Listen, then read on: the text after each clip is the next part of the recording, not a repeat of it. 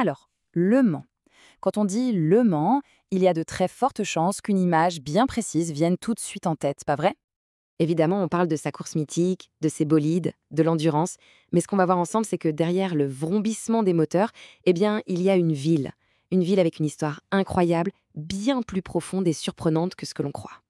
Pour se donner une idée, rien qu'en 2023, c'était plus de 325 000 spectateurs. C'est colossal. Une marée humaine qui débarque du monde entier et qui, chaque année, métamorphose complètement la ville. C'est un truc de dingue, un vrai rendez-vous planétaire. Le truc, c'est que cet événement est tellement gigantesque qu'il éclipse un peu tout le reste. Et il y a beaucoup de reste. On parle quand même d'une ville qui a 2 millénaires d'histoire dans les pattes. D'ailleurs, ce qui est assez génial, c'est que pour remonter le fil de cette longue histoire, on peut suivre la piste de ses surnoms.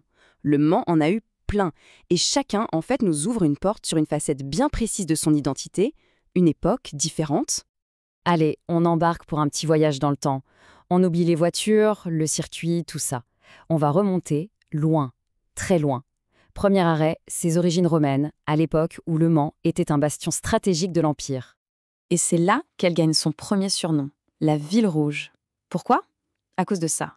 Une spectaculaire muraille gallo-romane qui date du IIIe siècle. Ses motifs de briques rouges, c'est ce qui lui donne sa couleur. Et attention, ce n'est pas n'importe quelle muraille, c'est la mieux conservée de toute l'Europe juste après celle de Rome. Quand même. Mais avant même d'être romaine, avant d'être la Ville Rouge, la cité avec un nom celtique, Vindonum. Et ce n'était pas un petit village perdu, c'était carrément la capitale d'une tribu gauloise, les Aulerques sénomans. Une tribu suffisamment importante pour que Jules César lui-même en parle dans ses écrits. Forcément, avec un emplacement aussi stratégique, la ville a été très convoitée. Après les Romains, paf, les Francs débarquent. Ensuite, ce sont les Vikings qui remontent la rivière, la Sarthe, pour venir piller la ville à plusieurs reprises. Et pour finir, au XIe siècle, c'est Guillaume le Conquérant qui s'en empare. Bref, une histoire pour le moins agitée. Mais justement, cette conquête normande, c'est un tournant majeur. Elle ne va pas juste changer de main. Elle va carrément être propulsée au centre du jeu politique européen. Le Mans va devenir le cœur battant d'un immense empire. Et tout ça, ça commence avec quoi? Avec un mariage. On est en 1128, et Le Mans accueille les noces de Geoffroy Plantagenet et de Mathilde, qui n'est autre que la fille du roi d'Angleterre. Et ce mariage, célébré ici, dans cette ville, c'est l'acte de naissance d'une des dynasties les plus puissantes de l'époque, les Plantagenets. Et 5 ans plus tard, de cette union naît un fils. Où ça? Au Mans. Et ce gamin, né au Mans, c'est le futur Henri II, roi d'Angleterre. C'est fou d'y penser. Un Manceau qui va se retrouver à la tête d'un empire gigantesque qui s'étend de l'Écosse jusqu'aux Pyrénées. Un empire tellement vaste qu'il en devenait une menace pour le royaume de France. Apparemment, être au cœur de toutes ces tensions, ça a forgé un sacré caractère aux habitants, les Manceaux. Il y a un chroniqueur de l'époque qui n'y allait pas avec le dos de la cuillère pour les décrire. Pour lui, c'était un peuple toujours en révolte contre ses maîtres, insolent et même sanguinaire. Voilà l'ambiance. On sent déjà cet esprit un peu rebelle, bien ancré. Et cet esprit d'insoumission, cette envie d'innover, eh bien on va le retrouver quelques siècles plus tard. Sauf que cette fois, ça ne se passe plus sur les champs de bataille, mais dans les usines et les ateliers. Le Mans s'emprête à lancer une révolution, mais d'un tout autre genre. L'histoire démarre avec une famille d'inventeurs géniaux, les Bollée. À la base, leur truc, c'était de fondre des cloches. Mais le fils, Amédée, est un passionné de mécanique. Et en 1873, il met au point l'un des tout premiers véhicules à vapeur. C'est le point de départ de tout.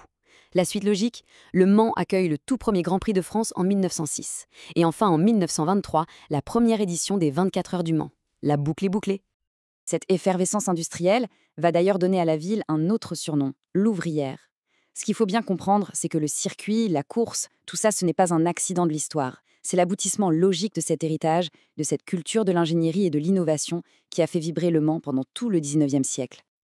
Ok, donc on a eu la ville rouge des Romains, le berceau royal des Plantagenets, la ville ouvrière des industriels, mais Le Mans, au 21e siècle, ça ressemble à quoi? Eh bien, son économie d'aujourd'hui est un peu le reflet de toutes ces couches d'histoire.